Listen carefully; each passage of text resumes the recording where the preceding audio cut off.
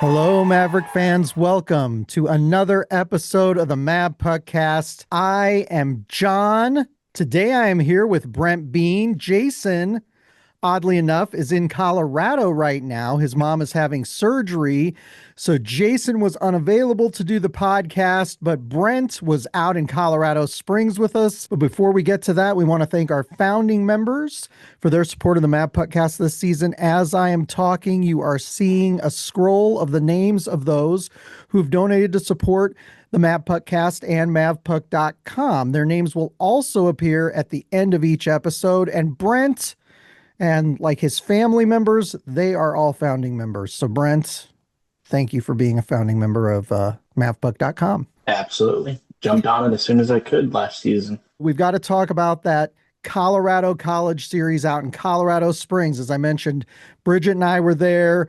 Brent, Alexis, their daughter Kenzie, they were out there too. There were a number of UNO hockey fans this last weekend out there. Fun series, a great time of year to go out there for hockey. And Brent, this was your first trip to Ed Robeson Arena. Yes, it was. And it was, couldn't have asked for a better first trip. Yeah, you guys, I'll tell you what, you guys got a great outcome for your first trip. The Mavs wore their white home jerseys for this series because they don't have their road jerseys yet. And this has become, yeah, the one Brent is wearing right now. And this has become sort of like this urban myth, urban legend thing that we have going on, where we heard that they were on some shipping container at sea and there was a storm and the shipping container fell off the boats and is in the water somewhere. And we've all talked about needing to get scuba teams to go out and find the jersey. So I'll be curious to see when UNO gets those road jerseys. And Brent, on Friday night of this series, which is the game we're about to talk about, Brent wore that jersey because he's like, going on the road. This is the first time the team has worn these road jerseys all season. And Brent, they didn't wear the jerseys for you.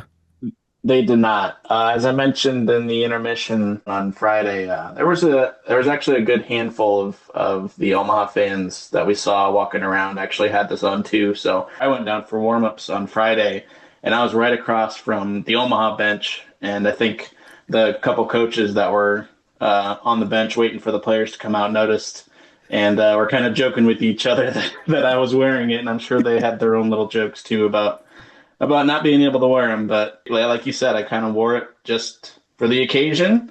And now I'm never wearing it again because one, it's either bad luck, or two, they won. So can't spoil the record. Yeah, I'll be curious to see if anybody but the fans wear those jerseys this season. So stay tuned, Maverick fans. First period Friday night. It was a scoreless first period on Friday, but CC outshot us 17-8 in that first period. So 0-0 after one. Brent, what did you think of that first period on Friday night? What did you think of our chances at those early stages of the game? It took a good 15 minutes for the boys to really start gelling. Last 5 minutes, they got much better. They got I think a late power play. It was more promising after the first. Those last 5 minutes definitely helped them. Yeah, definitely did. And 31 seconds into the second, Tyler Rollwagon puts UNO up 1-0 on the power play. Assist to Woodworth and Ludke. Ludke fired it in from the blue line. Rollwagon ended up putting it home. So 1-0 UNO. We were feeling great. Bridget was trying to be subdued during the game. She was like, we were surrounded by CC fans. She didn't want to cheer too much, but I could tell she was kind of ready to explode. And you guys were cheering over where you were sitting, so that was great. 13-19 into the second. CC ties it up. Colton Roberts. It was a back and forth kind of game, but late. 12 seconds left in the second. Rollwagon gets his second goal of the game on the power play. Assist to Ludke and Woodworth again, oddly enough. So those three had a really good night. Rollwagon worked it really well in front of the crease on that play. It's 2-1 UNO going into the third. How did you feel about our chances going into that third period, Brent? Yeah, despite the being outshot by that much, having the lead, where it counts, definitely made me feel better. Like I said, they played much better in the second. Made you feel like they were actually, like in the lead instead of just being lucky to have the lead. So felt good about the third. Needed to hold on at that point with how the first two periods went. Simon Lacosi was big in net on Friday night. And I think you did the intermission reports that we did during that game, as you mentioned earlier. I mean, I think we were both hoping that they weren't going to be able to put 50 shots up on Simon. Yeah. And they basically did put 50 shots up on Simon. So he had a big night. And that's tough. That's tough on the goaltender. It's tough on the skaters in front of him. Third period, CC had a number of opportunities to get the equalizer. Kind of back and forth. I kept waiting for them to tie the score up, but late in the third, Marcus Wen against an empty netter to put UNO up 3-1. And I'll tell you, Brent, I told you guys this after the game. Bridget, who'd been holding it all game, like jumps up and erupts and is like, yes. And this woman a couple rows behind was like, she was just waiting. She was just waiting for that to happen so she could cheer. An exciting moment, but there was a minute 38 left at that point, Brent. Plenty of time left. It's one of those, to equate it to like a football, you're giving the other team basically a little too much time to kind of go down and put some pressure on. And that's exactly, especially in that kind of a game Friday night, you kind of knew that CC wasn't going to, just lay down, and they came back and they certainly made it interesting Friday night. Yeah, they did. With 41.2 seconds left, they narrowed the lead to 3-2. And I'll tell you, Colorado College really worked the puck well during that entire game. We had trouble at moments getting it out of our zone, getting it up the ice. The transition game left something to be desired on Friday night. But UNO holds on, barely, Brent. Yeah. They had a flurry of attempts at the end of the game right there in front of the crease in front of Simon.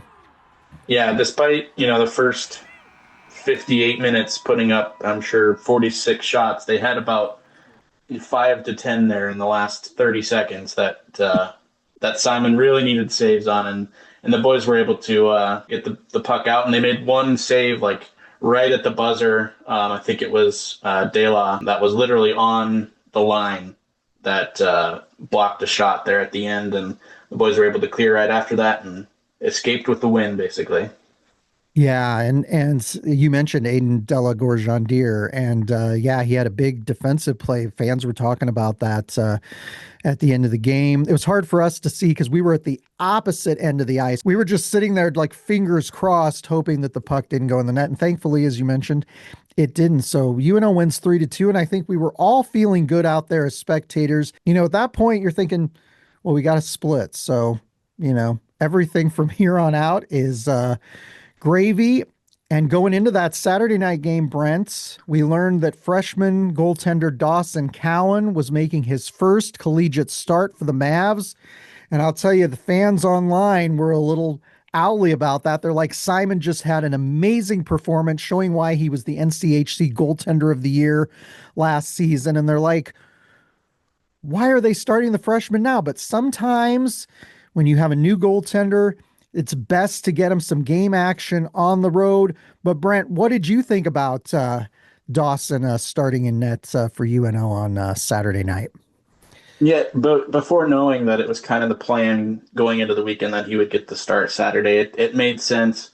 Having been at the game, Simon definitely looked like he had faced 51 shots as the game went on Friday. And it just seemed like the right decision to start Dawson. Like you said, we had already gotten the win on Friday, so it was kind of like, whatever happens tonight happens. They're a ranked team. They're a good team. Losses are going to come this season to good teams. I mean, Omaha plays one or two, at least right now, teams that aren't ranked. So the rest of the season. Yep. So, if we win, we win. If we lose, we lose. We go forward. He's got that appearance and a lot of action. I was kind of curious to see how he was, and I was wondering when we were going to see him in a game. But considering how injuries go and everything else, kind of nice to get him in there and have that baptism by fire moment. So I was excited to see what happened. I was also hopeful that it might make the guys in front of him play a little smarter and not leave him out there hanging out there to dry like it seemed at moments on Friday night. So first period Saturday, scoreless again in that first period, Brent. So it's kind of a little bit of deja vu there. I thought maybe this would be a low scoring game, but Yeah, it's not low scoring. Not low not scoring. quite. No, not quite. Second period Saturday nights, 9:28 into the second. Thomas Mercick puts CC up 1-0. The one thing I'll say about these guys, they seem really resilient. Even when they get down, they don't give up. And 17-12 into the second, Luke Woodworth ties it up 1-1, assist to Lajoie. And then short time later, 18:53 into the second, Max Pellerine puts UNO up 2-1. So it's 2-1 UNO after two. We're in a good position going into that third period. And as you mentioned moments ago, UNO was playing smarter on Saturday night. I thought they controlled the puck better in their offensive zone. So it felt like a little more even, a little more balanced game.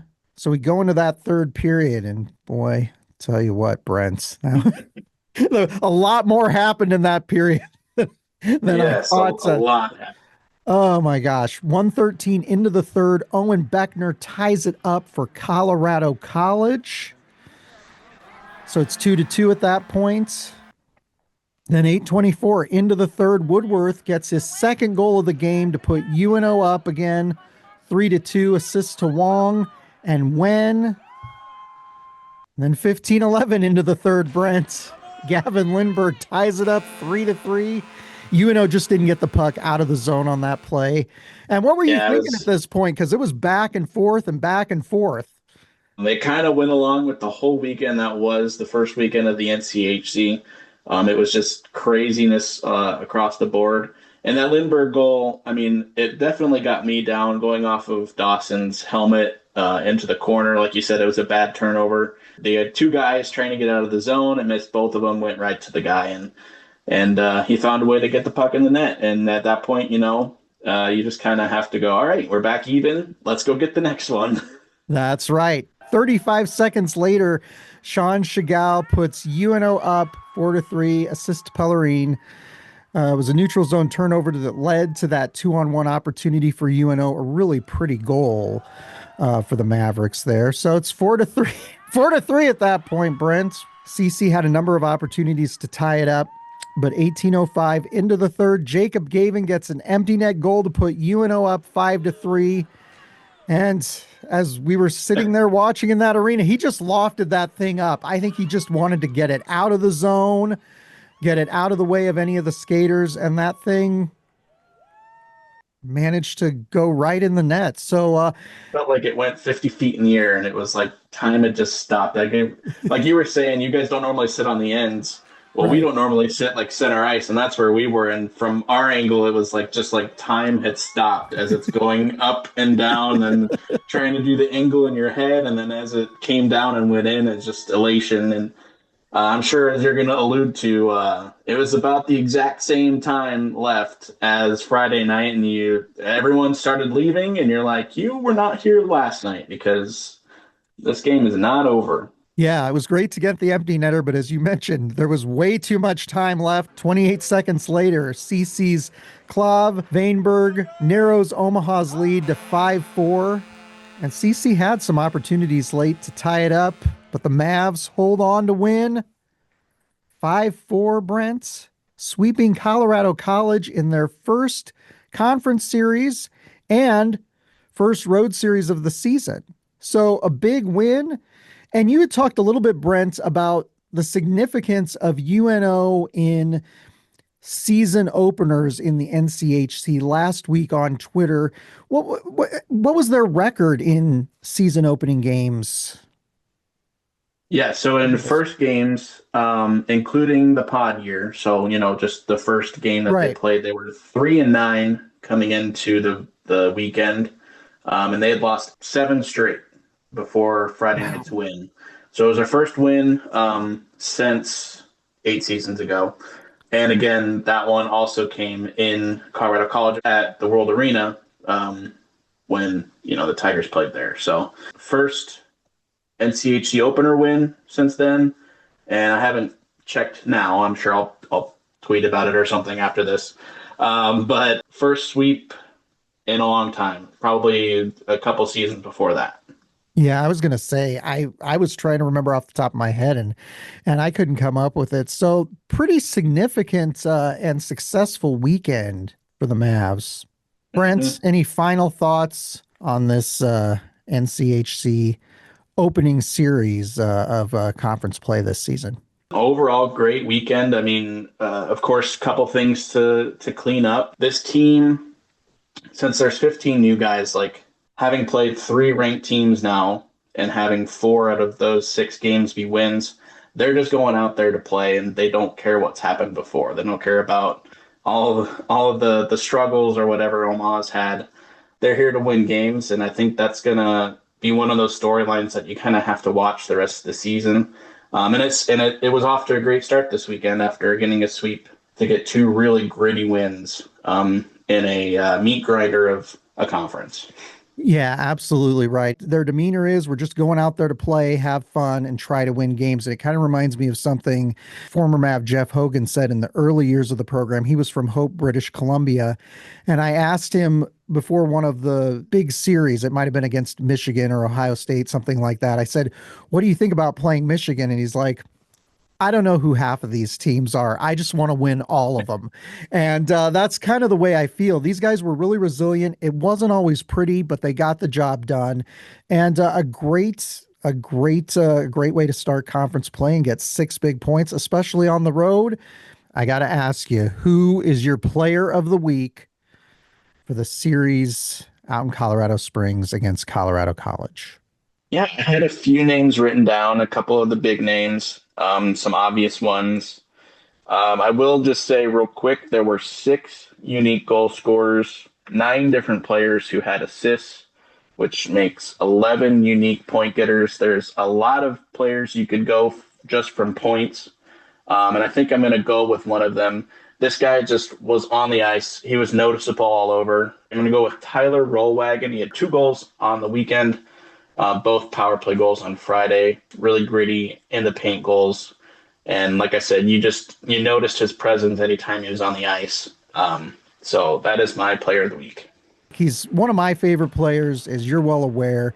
Two goals, two power play goals during that Friday game in Colorado Springs. He also won 10 of 11 face-offs during the series, and he has three goals this season, Brent. So that's a great pick. This was tough for me, and I'm going to tell you why it was tough, because Simon had an amazing night on Friday night, but then he didn't play Saturday. Right. And so I'm like, do I go with Simon basically stealing the win for us on Friday, or do I go with one of the other skaters up front? And I think I have to go with one of the other skaters, Brent.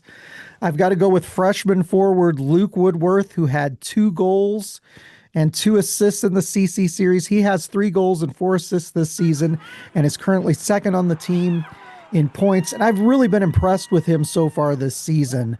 So yeah, I got to hand it to him. Of course, we've got to hand it to Simon Lacosi for that epic stand on your head performance on Friday nights. And of course, a congrats to Dawson Cowan, first collegiate win. Made a lot of big saves and got Omaha the win. Yeah, didn't get rattled. I thought he proved himself to be a really capable goaltender, and that's good as we progress in the season, because you never know if Simon will get dinged up at some point along the way, and you want to know that you've got somebody who can step in and fill that role. So yeah, great to see them both. It was a fun weekend. I'm glad we got to enjoy that weekend with you guys out there. But before we go any further, I've got to thank our new sponsor this season, Wahoo Distillery. This is a client that Jason works with. They make great whiskey products, and you can learn more about Wahoo Distillery and what they have to offer at wahoodistillery.com. We're very thankful that a local business has decided to support the Mavpuckcast. But Brent, we got to turn to the North Dakota series, and it seems like every time you're a guest host on this podcast, we're talking about North Dakota in one way, shape, or form. Last season, you were on the season finale of the Mavpuckcast talking about our playoff loss at Baxter Arena to the Fighting Hawks. here we are again talking about North Dakota. Our first series against them this season. They're coming into Baxter Arena. North Dakota is 5-3 overall. They're 1-1 in conference play. They are currently ranked 8th in both of the major polls. And North Dakota is led by first-year head coach Dane Jackson, a North Dakota alum. He is 5-3 overall as a head coach. And Brent, North Dakota is one of those teams, and I'll get to the players to watch in a moment here, but this is one of those teams that fans always get excited to play. Always a very talented team. There are going to be a lot of fans in green who travel down. What are your thoughts going into this second series of conference play against North Dakota? It certainly doesn't get any easier this weekend. No, it does not. They're a very formidable opponent, of course. It's been pretty even between the two teams. In all competitions, Omaha has a 9-10-1 record against the Fighting Hawks since 2021, 2022. So it's been pretty even the last few seasons. Of course, Omaha, the last time that UND was in town for a regular season matchup was at the end of 23-24 when Omaha got their first ever sweep of North Dakota. Greatest weekend of hockey I've ever been to. That was very fun to be there and witness history. But yeah, Omaha, of course, sitting on top of the conference after the first weekend. It's early, but it's a great place to be. Like you said, they're always talented. Gibson Homer, I'm sure we'll talk about him in just a second. The transfer from Arizona State, who played in the Frozen Face-Off last season. He's, of course, going to be a big contributor on the back end for them. And, of course, all of their great forwards that, again, I'm sure we'll talk about in just a second. But it should be a fun weekend at home. And the first matchup in a month since we play them in like 3 weeks again. Yeah, I know. That's so weird. Now that we added Arizona State to the conference, I think we're still doing the cluster scheduling where we're kind of clustered with Western Michigan and Miami. So we're not going forward. We're not going to be guaranteed to play North Dakota twice a season. So that's going to be weird. And it's weird this season because we get both series against North Dakota in the first half of the season. It's just bizarre. Normally we've got a series against them either in the first half of the season and then the second half of the season, or at the beginning of the second half and at the end of the second half. And this year, it's going to be all done by the time January rolls around. So it's strange, but it should be exciting for fans. North Dakota's played a number of good teams. They had a home and home with St. Thomas. They split with Minnesota. They split out at Clarkson. And then they split this last weekend with Minnesota Duluth, a team that looks like they're potentially going to make a comeback this season. So pretty exciting. And as you mentioned, Brent, there are a lot of players to watch. And as I was going through their roster, I'm like, I could just list off everyone, because from game to game, you don't know who's going to be, the kind of the person who rises to the surface in that. Senior forward Ben Strinden leads the team in points. He has 2 goals and 7 assists. Senior forward Dylan James has 3 goals and 2 assists this season.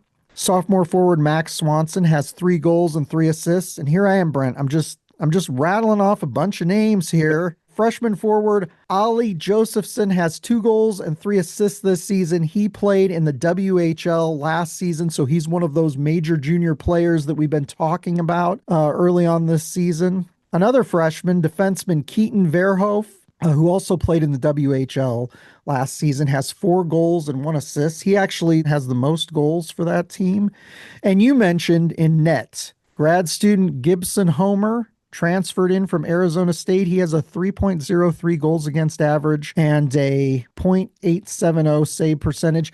It is interesting that these Arizona State goaltenders, Brent, keep transferring to North Dakota. It was TJ Semptenfelter last season, and then another goalie who has seen action is freshman Jan Spunar from Czechoslovakia. He played for the Dubuque Fighting Saints in the USHL last season. And then they also have Zach Sandy, who had played for Minnesota Duluth there on the roster.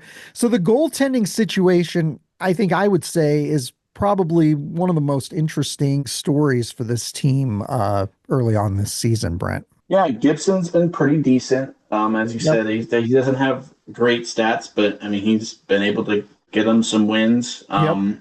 Spoonar has stepped in really well. He's had a couple games under his belt.